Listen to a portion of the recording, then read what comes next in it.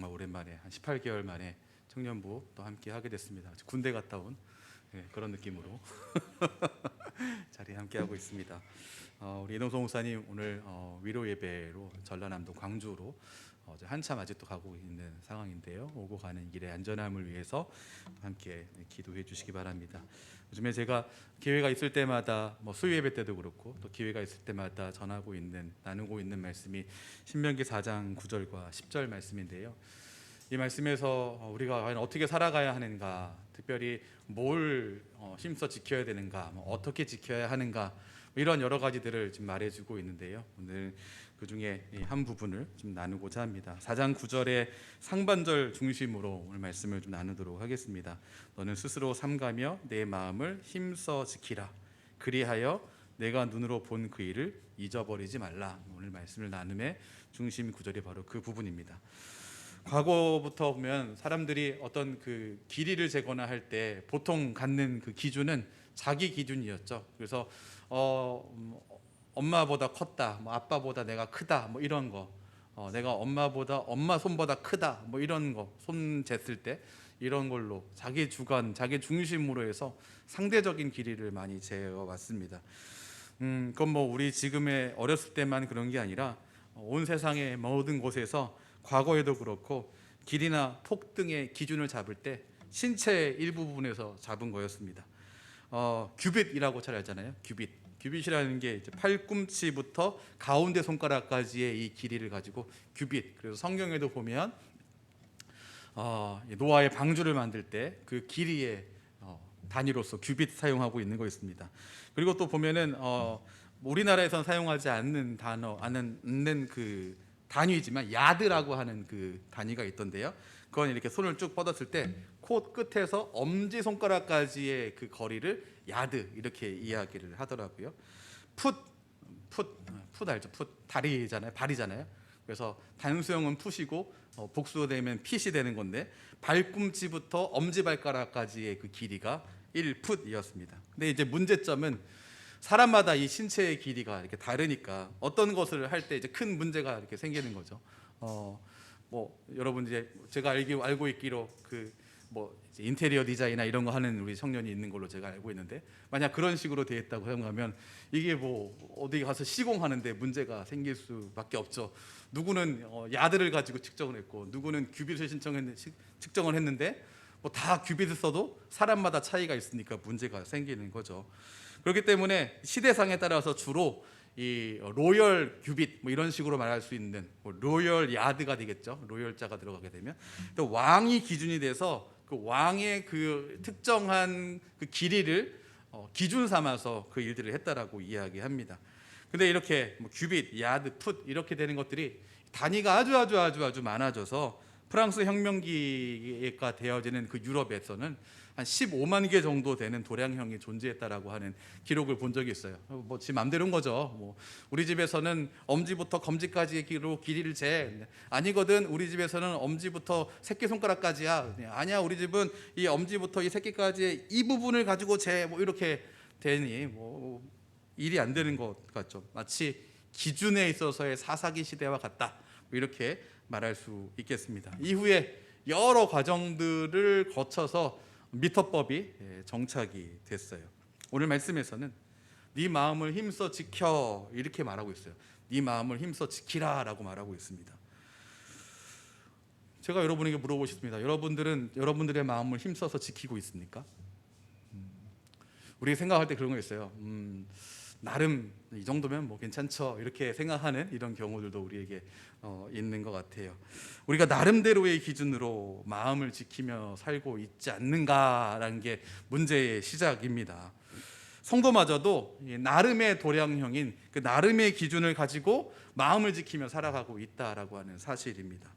그래서 우리의 신앙의 삶에도 통일된 기준으로서의 내가 정말로 마음을 힘써 지키고 있는가라고 말할 때 그 기준이 필요하다라고 하는 겁니다.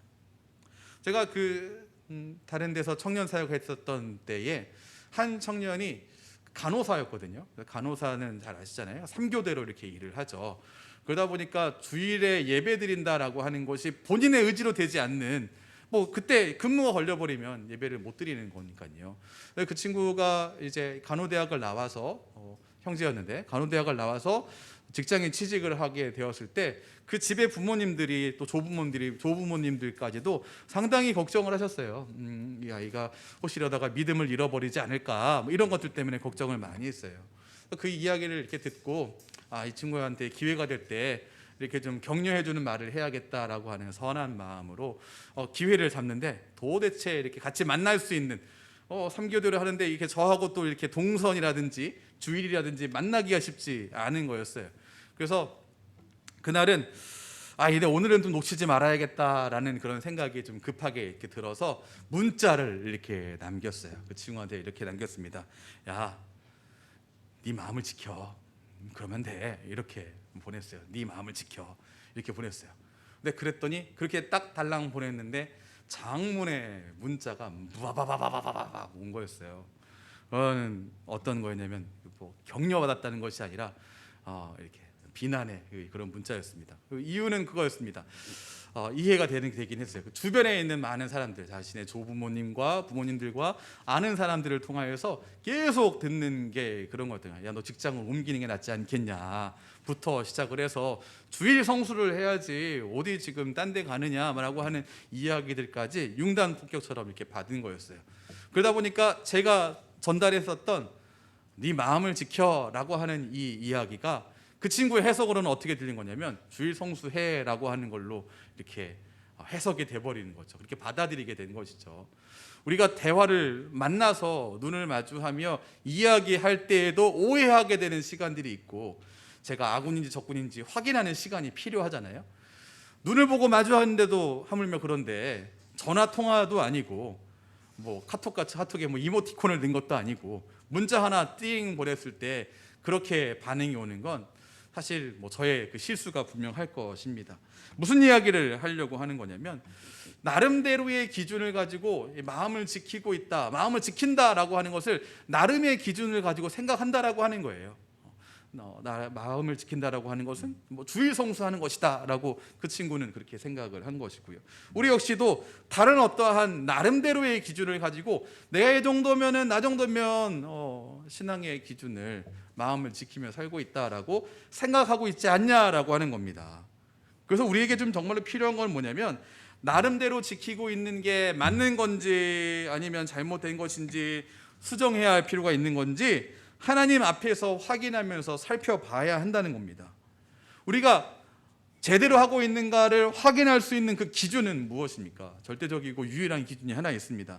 디모데후서 3장 16절 말씀인데요. 같이 한번 말씀 보실까요? 같이 읽어보죠. 시작.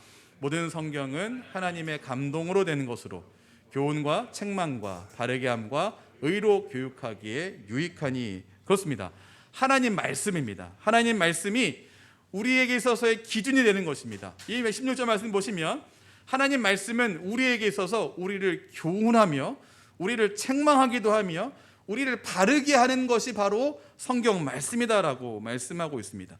내 생각에는 마음을 잘 지키고 있어, 이 정도면 마음 잘 지킨다라고 하는 생각은 자기 만족인 겁니다. 자기 만족인 겁니다. 그리고 혹시 주변에서 그런 사람, 그런 이제 경우들, 그런 이야기 듣기도 할 겁니다. 야, 너 정도면 마음 잘 지키는 거지. 야, 너 정도면 훌륭한 그리스도인이야. 이렇게 말하는 것에도 마음을 주시지 마시기 바랍니다. 그런 것, 내 생각과 더불어서, 내 기준과 더불어서 다른 사람의 판단이 기준될 수가 없습니다. 다른 사람들이 아무리 주변에서 200명이 나에게 야, 너는 하나님 앞에서 마음을 지키고 있는 거야 라고 말해도 하나님께서 그렇게 말씀하지 않는다고 한다면 그게 뭔 소용입니까? 그거는 마음을 지키고 있는 게 아닙니다.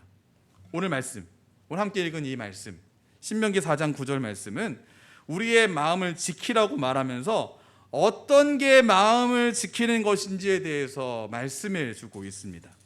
어떤 것이 마음을 지키는 것인가? 오늘 9절 말씀 다시 한번 보실까요?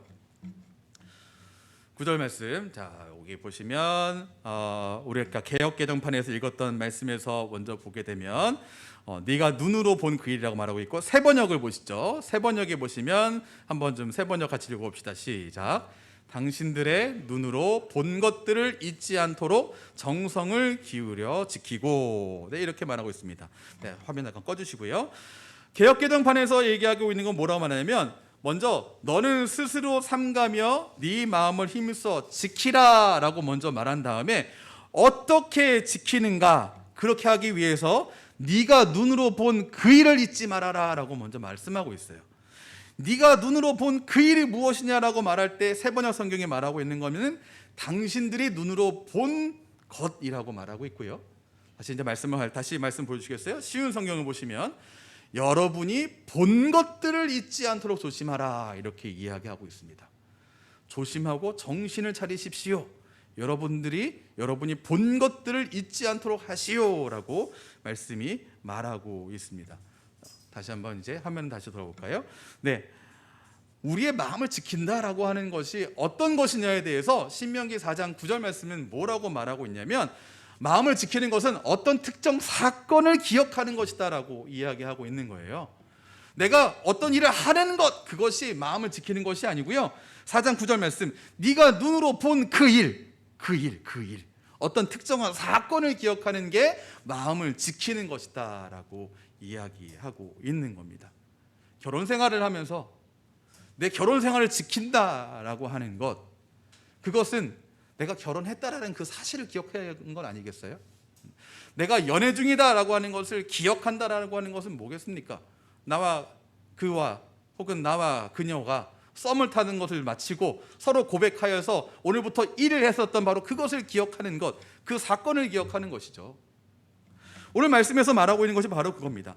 마음을 지킨다라고 하는 그것이 무엇이냐? 어떤 특정한 일을 기억하는 것인데, 그 특정한 일이 무엇이냐? 오늘 두 가지를 말하고자 합니다. 첫 번째는 신명기에서 여러분이 본 것들을 기억하라라고 하는 것은 출애굽 사건을 기억하라는 말입니다. 이스라엘 백성들이 지금 신명기를 듣고 있는 이 자리가 어떤 자리냐면, 모세가 유언으로 남겨놓은 곳이 신명기예요. 이제 이 요단강을 이제 건너가면 가나안 땅에 들어가는 겁니다. 들어가기 전에 그 가나안 땅으로 모세는 못 들어갑니다. 하나님께서 넌 못 들어가라고 말씀하셨죠.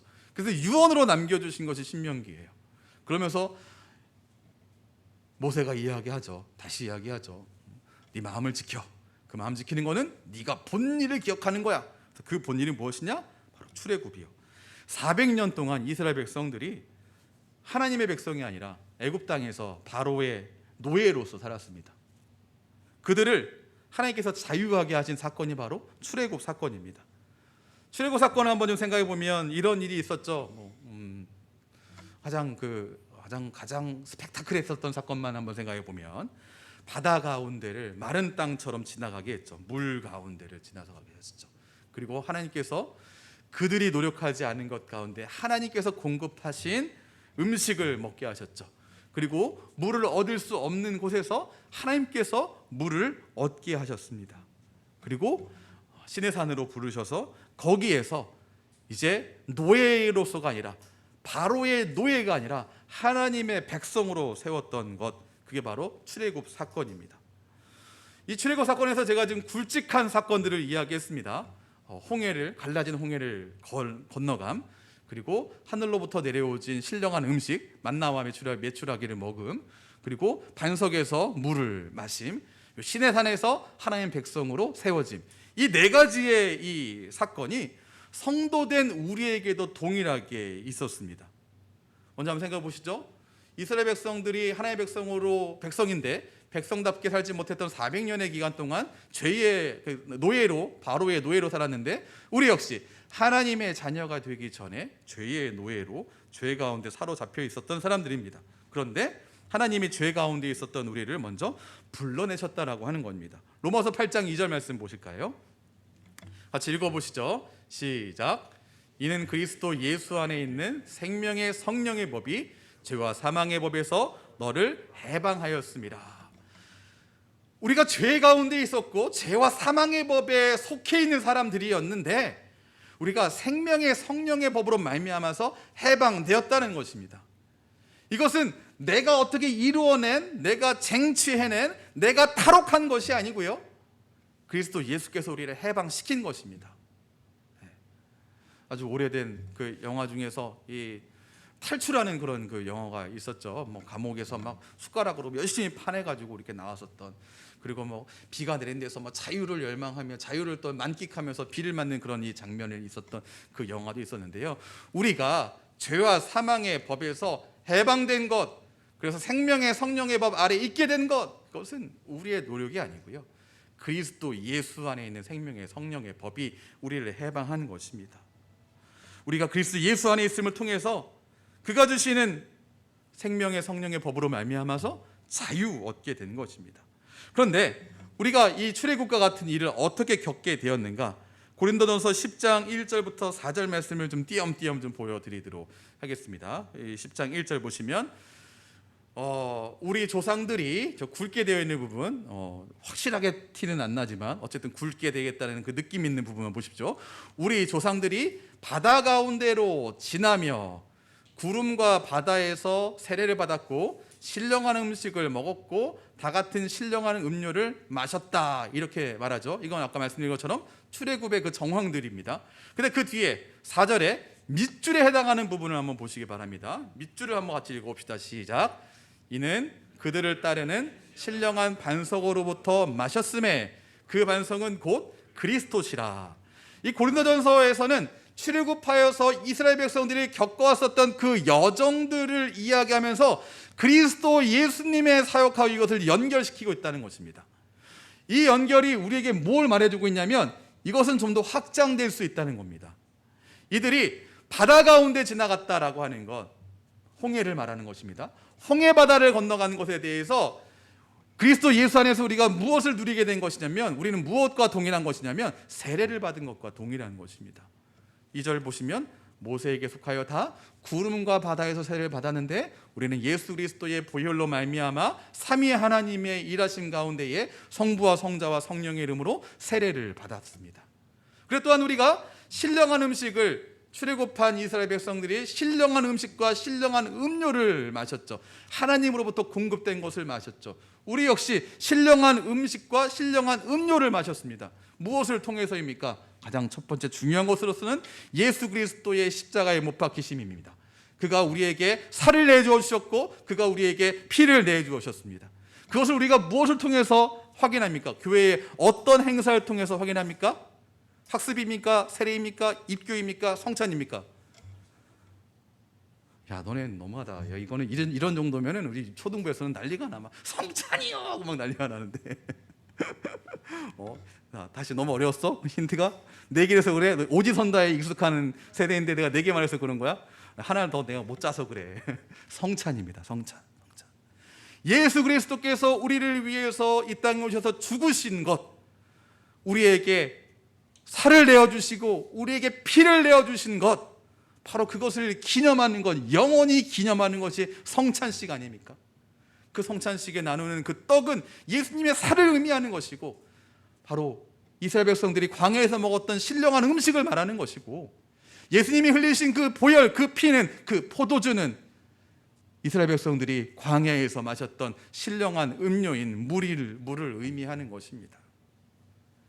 이들이 세례와 말미암아, 우리가 세례와 말미암아, 세례로 인하여서 하나님의 백성으로 세워진 것처럼 세워진 이 사건은 시내산에서 이들의 죄의 노예로 있었던 400년간을 청산하며 하나님의 자녀로 세워진 것처럼 우리 역시 죄의 자녀가 아니라 하나님의 자녀로 세워지는 일을 의미한다라는 것입니다. 결국 하나님은 죄의 노예였던 우리 역시 하나님의 백성으로 삼아 주셨습니다. 그렇기 때문에 성도된 우리 역시 우리가 어떻게 하나님의 백성이 되었는지 잊지 않는 게 필요합니다. 4장 9절 말씀 다시 한번 늘 생각하세요. 무엇이었습니까? 너는 스스로 삼가며 내 마음을 힘써 지키라. 그 방법이 무엇이냐? 네가 눈으로 본 그 일을 잊지 않는 것.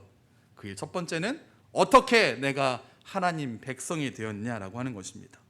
우리의 영적인 출애굽을 우리가 기억해야 한다는 것입니다.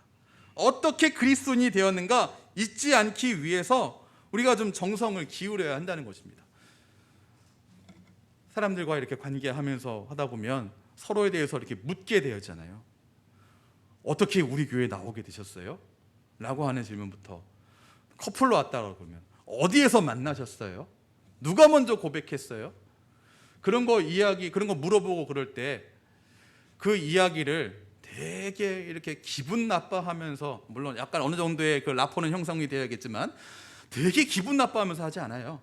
다 자기가 어떻게 이 교회에 나오게 됐는지, 다 자기가 이 사람과 어떻게 사귀게 됐는지, 내가 이 사람에게 어떻게, 누가 먼저 고백했는지 즐겁게 이야기하지, 거기에서 막 짜증을 빡빡 내면서 이렇게 이야기하지 않죠. 우리의 신앙 역시 동일합니다. 우리는 어떻게 그리스도인이 되었습니까? 우리는 어떻게 성도가 되었습니까? 우리는 어떻게 예수 그리스도의 사람이 되었습니까? 우리는 언제 예수님을 나의 구주라고 시인하게 됐습니까? 그것을 물어볼 때 이야기하지 못하는 것, 그게 이건 무슨 이유일까요? 바울 같은 어떤 그 확실한 급격한 어떤 사건을 겪지 못했기 때문입니까? 성경에서는 분명히 디모데 같은 사람들도 이 땅을 이야기하죠. 어려서부터 성경을 알아서 내가 언제 예수님 믿게 되었는지 알지 못하지만 믿게 되어진 그 고백들을 합니다. 할머니와 어머니로부터 전수되어진 그 신앙을 이야기합니다. 하지만 확실한 것은 이들이 내가 예수님을 믿게 되었다는 것을 확인하며 이야기하더라라고 하는 것입니다. 누군가가 여러분에게 예수님을 어떻게 믿게 되었습니까? 라고 할 때 내가 할 말이 있나? 내가 그전과 지금 비포와 애프터로 구분이 되지 않는다라고 한다면, 그런 다이어트라면 실패한 다이어트 아니에요? 비포와 애프터가 구별되지 않아. 비포와 애프터가 구분되지 않는 성형, 그거는 가서 의사 멱살을 잡아야죠. 그런 PT, 비포와 애프터가 확인되지 않는 그런 PT, 그건 가만두면 안 되죠. 갔더니 하는 얘기가 그게 인바디하면 체지방이, 그래 인바디하면 나오긴 하지만 외형에도 차이가 나야죠. 왜 우리 신앙은 안 그렇습니까? 왜 그런 것들은 확실하게 표시가 나는데 우리 신앙에 대해서는 그거는 이제 영적인 것이어서 이전과 이후를 제가 어떻게 이게 마음을 열어서 보여줄 수도 없고, 우리의 마음이 어떻다라고 하는 것은 우리의 삶을 통해서 나타나는 것이죠. 삶의 변화가 없다라고 하는 것은 실패한 다이어트와 같습니다. 실패한 PT와 같습니다. 방법을 바꿔야 되는 것이죠. 다시 본질로 돌아가야 한다는 내용입니다. 영적인 출애굽, 내가 어떻게 그리스도인이 되었는가 뚜렷한 기억이 있습니까? 여러분, 그 기억이 잊지 않기 위해서 힘써야 됩니다. 연말이 되어지면 여러분 하는 일 중에 중요한 일 중에 하나가 그거 아니에요? 자소서 업데이트, 이력서 업데이트. 중요한 거 혹시 안 하고 있습니까? 하셔야 됩니다. 우리 지금 이제 대학생의 시기를 지내고 있는 여러분들, 특히 여러분들의 경력사항, 이력사항, 자소서 지금부터 업데이트를 해놔야 나중에 취업 시즌 가서 고생하지 않습니다. 그리고 취업한 이후에는 자소서 업데이트와 이력서 업데이트를 그만두고 있습니까? 그렇지 않죠. 계속하고 있죠. 여러분들의 포트폴리오 멈출 수 없는 거 아니겠습니까? 동일합니다. 우리가 신앙을 갖고 내가 어떻게 그리스도인이 되었는가, 바로 그 내용, 그것은 계속해서 확인하고 계속해서 업데이트해야 하는 내용입니다. 내가 어떻게 그리스도인이 되었는가는 업데이트할 내용이 사실 없을 수 있겠죠. 그렇기 때문에 이 부분에 있어서는 기억하기 위해 힘써야 한다고 하는 것입니다. 제가 청년 때 우리 교회 당시 다니고 있었던 교회에 간증 집회를 어떤 분이 오셨는데요. 제가 그분을 유심히 보니까 설교를 하는 것도 아니고 간증을 하는데, 이 원고를 넘기면서 간증을 하더라고요. 근데 그 원고도 그날 집회를 위해서 준비한 원고가 아니고 다 뽑아가지고 이렇게 클레어 파일에다가 이렇게 탁탁탁탁 집어넣어서 이렇게 넘기면서 하는 그런 거였어요. 약간 느낌은 저거 들고 여기저기 가서 하는 것 같다라고 하는 좀 느낌이 들어서 저거 자기에게 일어났었던 일을 기억하지 못하나라고 생각했는데요. 여러분, 한 해 한 해가 다릅니다. 네, 한 해 한 해가 다릅니다. 앞에 2자에서 3자로 바뀌고 3자에서 4자로 바뀌고 이렇게 앞자리가 바뀔 때마다 한 해 한 해가 달라요. 앞에 있었던 일들이 기억이 나질 않아요. 그래서 이제서 그때 간증 오셨던 분이 참 지혜로운 분이구나, 이분이 진짜구나 라고 하는 걸 생각하게 됐어요. 내가 돌아왔었던, 내가 어떻게 그리스도인이 되었는가, 내가 어떤 은혜 안에 있었는가, 내가 어떤 죄 가운데 있었는가, 이것을 기록해 놓는 것이죠. 어거스틴의 훌륭한 저작 중에 하나가 참회록이죠. 자신의 이전의 그 죄를 참회하면서 적어 놓은 건데요. 그거 적으면서 엄청나게 부끄러웠을 것이 분명합니다. 하지만 그거를 적는 것을 통하여서 자신이 얼만큼 죄인이었는가를 낱낱이 고백함과 동시에 자신 역시 기억하는 거 아니겠습니까? 그걸 기억할 때 하나님의 은혜 또한 크게 다가오는 것입니다. 내가 어떻게 하나님의 자녀가 되었는가, 그것을 기억하고 그것을 기록하고 그것을 나누기에 힘쓰는 것, 그것은 우리의 마음을 지키는 큰 한편이라는 것을 여러분 꼭 기억하시기 바랍니다. 두 번째입니다. 신명기에서 여러분이 본 것들을 기억하십시오라고 말하고 있는 4장 9절의 두 번째 내용은 홍해를 건넌 후에 일어난 40년간의 일을 기억하라라고 하는 것입니다. 홍해를 건넌 후에 이스라엘 백성들을 기다리고 있는 일, 그 일은, 자 여러분 사지선다형 약하니까 이번에는 둘 중에 하나 밸런스 게임으로 갈게요. 네. 홍해를 건넌 다음에 이스라엘 백성들을 기다리고 있는 것은 꽃길이었습니까? 광야길이었습니까? 하나, 둘, 셋. 아, 고맙다. 고맙다. 네. 광야길이었습니다. 광야길이었습니다. 한참 전에 벌써 뭐 아주 오래된 구닥다리지만 노래 유행한 적 있었죠. 꽃길, 그 유행한 적 있었죠. 뭐 이렇게 뭐 카톡으로도 보내고 뭐 배너도 있고 이모티콘도 그렇고 노래도 있고 뭐 꽃길만 걷게 해줄게 뭐 이런 노래도 있고 난리가 났었죠. 근데 이스라엘 백성들에게 있었던 것은 꽃길이 아니었어요. 신명기 8장 2절 말씀 한번 보실까요? 자, 거기 한번 앞에 두 번째 줄 기억하라 여기까지만 읽어봅시다. 시작. 내 하나님 여호와께서 이 40년 동안에 내게 광야길을 걷게 하신 것을 기억하라. 네, 여기까지. 이들이 만난 길은 꽃길이 아니고 광야길이었어요. 놀라운 일이 아닙니까?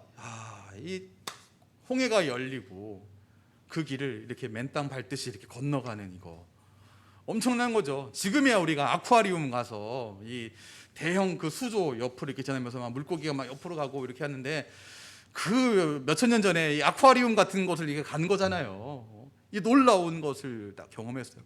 거기를 딱 나오니까 다시 물이 딱 합쳐지면서 따라오던 그들이 다 수장되는 일들을 겪었습니다. 근데 그러고 나서 얼마 가지 않아서 이들이 만난 것은 뭐였습니까? 목마르다, 나 죽겠다, 이러려고 우리 끌어냈냐, 불평과 불만이었습니다. 그게 무엇 때문에 나왔습니까? 광야길 때문이었습니다. 광야길. 그런데 이 광야길이 돌아보고 나니 은혜길이었다라고 하는 것입니다. 이 8장 2절 후반을 보시죠. 이 40년간 광야길을 걷게 하셨는데 이 뒤에 있는 것, 이것을 통해서 무엇을 하나님께서 알게 하셨냐? 이게 너를 낮추고 너를 시험한 것이고 네 마음이 어떠한지 알게 하신 것이고 그 명령을 지키는지 지키지 않는지를 알게 하신 것이다 라고 말씀이 말하고 있어요. 이건 뭐냐면 그게 의미가 있는 길이었다라고 하는 거예요. 그 광야길, 꽃길이 아니라 광야길이 오히려 의미가 있다라고 하는 사실입니다. 여러분들은 성품상 성공해서 많은 것을 배우십니까? 실패해서 많은 것을 배우십니까? 사람마다 차이는 있을 수 있겠지만 저는 실패해서 더 많은 것을 배웁니다. 그래서 하나님께서 많이 실패하게 하신지 잘 모르겠습니다만 어쨌든 실패해서 참 많이 배웁니다. 근데 성경 말씀을 보면 하나님께서 실패한 사람들의 이야기들을 낱낱이 기록해 놓고 계세요. 실패한 이야기를 싹 지우지 않고요, 그 실패를 통하여서 우리를 깨닫게 하시는 것이 많다라고 하는 거예요. 이 광야길 40년이 왜 은혜의 길인가? 신명기 2장 7절 말씀 한번 보시죠. 자, 여기도 한번 쭉 보시면 거기 보시면 세 번째 줄 보시면 내 하나님 여호와께서, 거기부터 한번 읽어보겠습니다. 시작. 내 하나님 여호와께서 이 40년 동안을 너와 함께 하셨으므로 내게 부족함이 없었느니라 하시기로. 네, 이렇게 말하고 있습니다. 이 40년이 어떠한 기간이었냐면 부족함이 없는 하나님을 경험한 40년이었다는 겁니다. 하나님이 복을 주셨던 여정이라는 것입니다. 요즘 초등부 제가 이렇게 맡고 있잖아요. 초등부를 맡으면서 생기는 이 걱정과 고민이 하나 있어요. 간식을 계속 주고 있거든요, 매주마다. 그러니까 다음 간식은 뭐 주지라고 하는 건데요. 이게 이 금액대나 이런 부분들을 잘 해야 돼요. 왜냐하면 한번 되게 좋은 게 빡 나가게 되면 그 다음엔 기대치가 올라가잖아요. 그러면 그 기대치는 어느 누구도 이렇게 갚아줄 수가 없는, 채워줄 수가 없습니다. 아이폰 14가 나오지도 않았지만 14 프로토타입을 갖다 줘도 이건 채워주지 않는 그러한 기대치라고 하는 거예요. 그래서 아이들에게 그 기대치를 언제나 이렇게 나에게 그런 거 기대하지 말아요. 제가 설교할 때 많이 얘기합니다. 이거 하면 애들이 막 처음에 질문했어요. 자, 이건 무엇일까? 그러면은 어디나 딱 손 들고 손을 들어요. 왜 그러니? 그러면 선물 있어요. 그럼 이렇게 얘기하죠. 선물이 분명히 있단다. 하지만 갤럭시 노트도 아니고 아이폰도 아니고 다른 것들 아니야. 그런 것들은 엄마 아빠에게 이야기해. 그렇게 하면서 이렇게 이야기를 해 갑니다. 아이들이 풍성하게 지금 받고 있기 때문에 풍성하게 받고 있는 것 속에서는 하나님의 은혜로 느끼기 위해서는 얼마나 큰 게 있어야 되는 겁니까 도대체? 아니, 큰 걸 갖다 줘도 그 하나님의 은혜로 느끼지 않습니다. 큰 걸 갖다 줘도 우리 엄마 아빠는 더 해줄 수 있는데, 옆집 순이는 너무 좀 오래 갔다. 옆집 어떤 애는 그보다 더 좋은 거 봤는데 라고 이렇게 비교를 하지 하나님의 은혜입니다 라고 고백하지 않더라라고 하는 거예요. 하지만 광야 길에 있을 때에 그때 하나님께서 주시는 은혜를 확실하게 확인할 수 있습니다. 이스라엘 백성들이 40년간 광야를 지나면서 아무것도 없었습니다. 아무것도 얻을 수가 없었습니다. 그 기간 동안 하나님께서 입히시고 먹이신 것들은 부족함이 없는 하나님의 경험한 시간들이었어요. 성도의 삶도 똑같아요. 우리가 예수님을 구주로 영접하고 결단하는 그 순간 짠 하면서 꽃길이 열리지 않습니다. 멋진 일만 펼쳐지는 것 결코 아닙니다. 이전에 한번 언젠가 제가 청년부 할 때 그런 이야기 나눈 적이 있었는데요. 저에게 있었던 착각, 저는 학습 세례 이렇게 받은 시대를 지냈는데요. 학습을 받고 학습을 이제 문답을 하고 문답을 하면서 되게 이렇게 기대를 했어요. 문답 준비하면서 이거 하면 되게 뭔가 마음이 뿌듯하고 뭐 엄청난 어떤 그 영적인 경험이 있지 않을까 뭐 이렇게 생각을 했는데, 이 학습 문답을 하러 이렇게 목사님과 장로님 있는데 딱 들어가서 앉았더니 딱 그러는 거예요. 목사님이 그렇게 보여줬어. 민아야, 너는 예수님이 너를 위해서 돌아가셨다라고 하는 것을 믿니? 네. 됐어, 나가.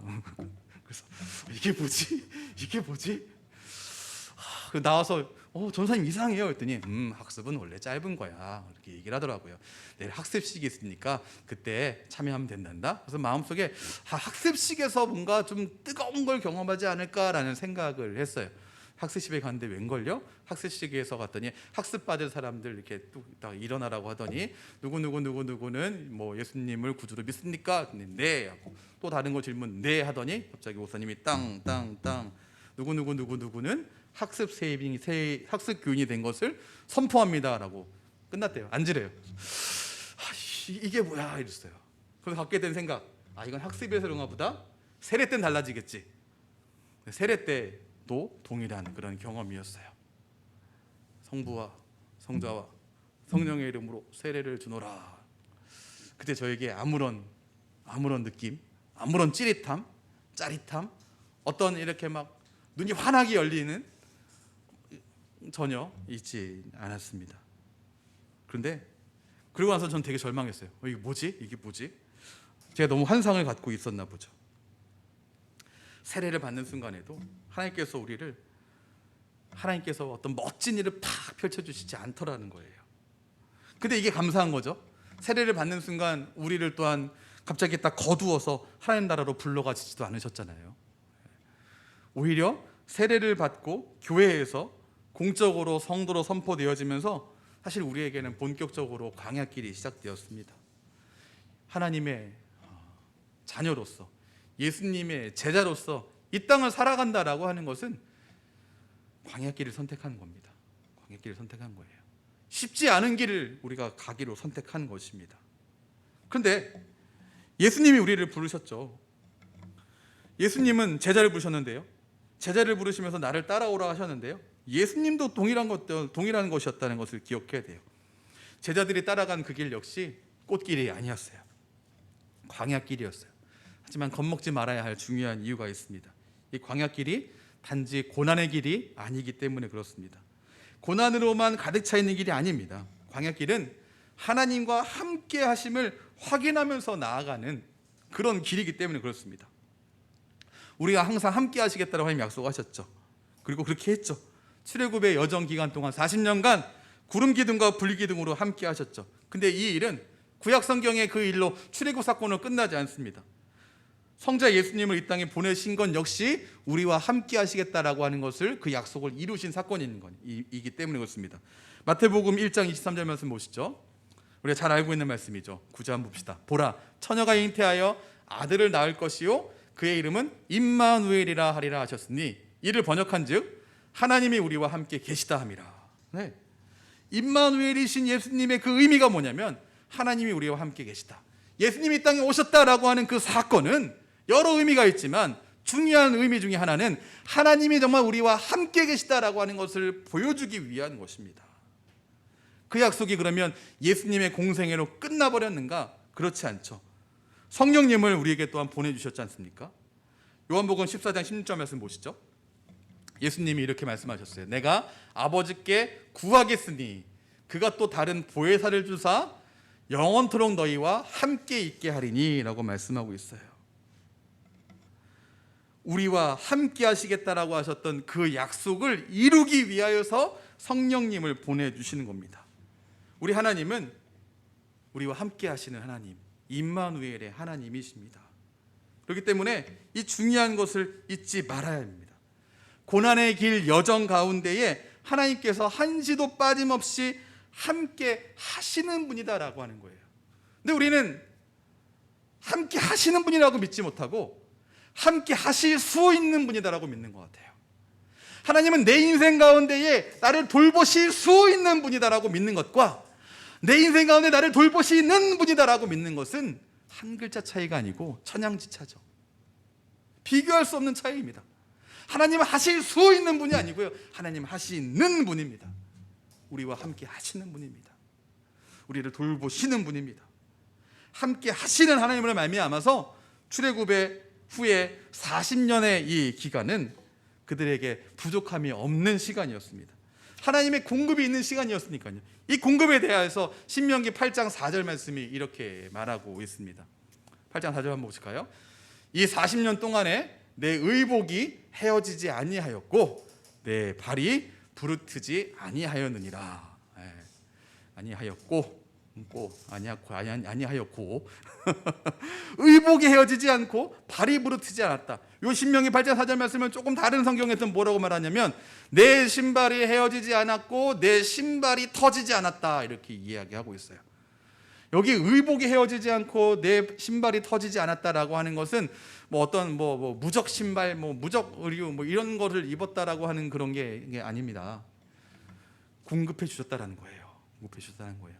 단벌 신사인데 이게 절대 닳지 않는 옷, 절대 닳지 않는 신발을 주셨다는 것이 아니에요. 40년 기간 동안 하나님께서 입히셨다라고 하는 거예요. 돌보셨다라고 하는 것을 말하는 것입니다. 하나님 우리와 함께 하신다라고 하는 건 기가 막힌 상황들 속에서 우리를 적절하게 건져주시는 것을 말합니다. 앞날을 예측할 수 없는 시대가 되었죠. 더 물가는 오를 거죠. 저 그래서 요즘에 차를 못 갖고 다녀요. 기름값이 너무 비싸서 차를 못 갖고 다녀요. 이전에 차에다가 주유할 때 가득 넣은 게 벌써 몇 개월 전인지 모르겠어요. 이제는 정액으로 이만큼 5만 원 넣어주세요, 3만 원 넣어주세요, 이렇게 하고 다니고 있어요. 근데 더 어려워질 거라고 예측하고 이렇게 이야기하고 있죠. 이런 시대를 우리가 어떻게 살아갈 것인가? 절약만이 답입니까? 절약이라고 하는 거는 사지 않고 쓰지 않겠다라고 하는 것인데, 하나님이 우리를 인도하시는 방법은 이러한 이 기가 막히고 말도 안 되는 이러한 상황 속에서 기가 막히게 인도하시는 방법입니다. 고수와 하수의 차이 아시죠? 저는 당구는 못 치는데 당구를 볼 줄은 압니다. 당구가 왜 재밌는지, 어디에 묘미가 있는지 이걸 알 수는 있습니다. 사구당구 이렇게 보면 도대체 길이 안 나오는데 고수들은 거기서 길을 발견해서 치더라고. 그래서 쿠션을 잡아내더라고. 깜짝깜짝 놀라죠. 우리가 볼 때는 도대체 길이 보이지 않습니다. 낼 수가 없어요. 점수를 낼 수가 없습니다. 이겨낼 수가 없습니다. 그런데 하나님은 그것을 뚫어서 만들어내시는 분이시죠. 그 문제를 해결하시는 분이다라고 하는 겁니다. 우리가 믿는 하나님 바로 그 하나님이십니다. 함께 하셔서 마음을 든든하게 하시는 것, 이걸로 그치지 않습니다. 어떤 사람들은 이야기합니다. 오병이어의 기적, 그거 사람들이 자기들 다 도시락 싸왔는데 이거 그냥 서로 그냥 이렇게 양보하고 내놓고 이렇게 하다 보니까 거기는 5천 명이 먹은 거야. 하나님은 그런 하나님이 아니시죠. 예수님은 그런 사역은 아니시죠. 보리떡 5개와 물고기의 2마리를 통하여서 5천 명이 먹고도 남는 것을 만드신 분이 바로 예수님의 일하심입니다. 어떤 사람들은 이야기입니다. 물이변에서 포도주가 된 이 사건에 대해서 그 사람들이 마음이 너무 좋고 이미 막 흔히 아주 엄청나게 취해서 물을 마시면서도 이게 포도주인지 아닌지 알 수 없게 된 거야, 이렇게 이야기합니다. 하지만 예수님의 사역은 그런 사역이 아닙니다. 분명히 물을 변해서 포도주로 만든 사건이었고 물 떠온 하인들이 증거한 사건이었습니다. 하나님의 인도하심은 지금도 그치지 않습니다. 마음을 든든하게 하시는 일로 끝나지 않는다는 것입니다.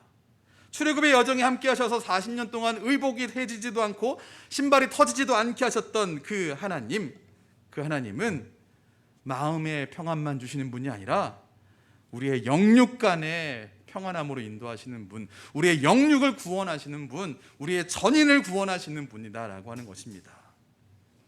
말씀을 정리하겠습니다. 이스라엘 백성들은 이 일들을 눈으로 본 사람들이었습니다. 하나님께서 구원하신 사건, 하나님께서 40년간 어떻게 이끌어 가셨는지를 확인한 사람들이었습니다. 그들은 하나님이 실제로 하신 일들을 차근차근 돌아보면서 그걸 잊지 말아야 됩니다. 그게 마음을 지키는 것이니까요.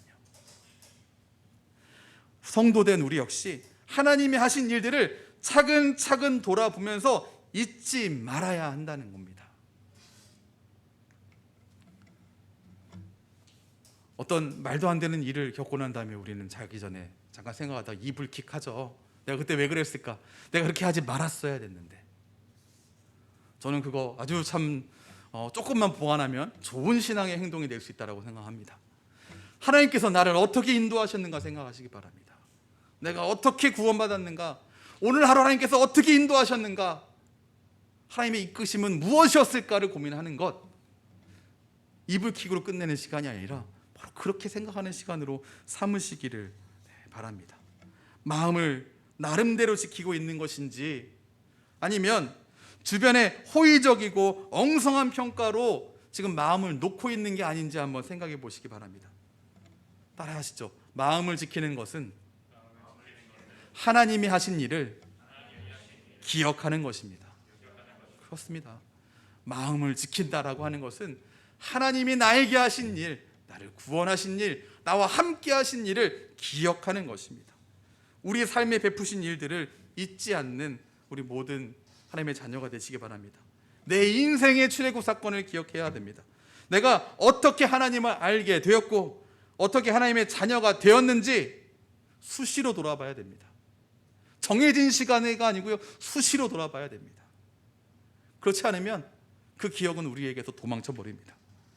아울러서 하나님의 자녀된 우리의 삶 가운데 동행하신 하나님을 늘 묵상해야 하는 것을 여러분 꼭 기억하시기 바랍니다.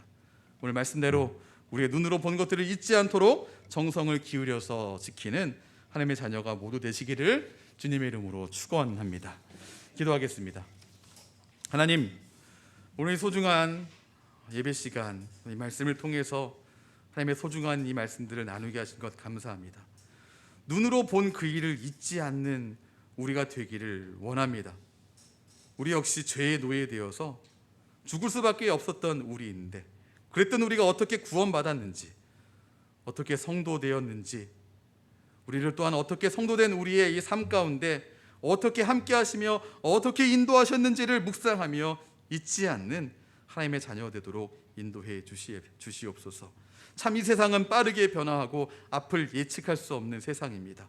변화로 가득 찬 세상의 흐름에 휩쓸리지 않고 우리의 마음을 지키기 위해 주님을 기억하며 주께서 우리에게 하신 일, 우리가 주님 앞에 어떠한 존재인지를 놓치지 않는 우리 되도록 은혜 허락해 주시옵소서. 예수님 이름으로 기도합니다. 아멘.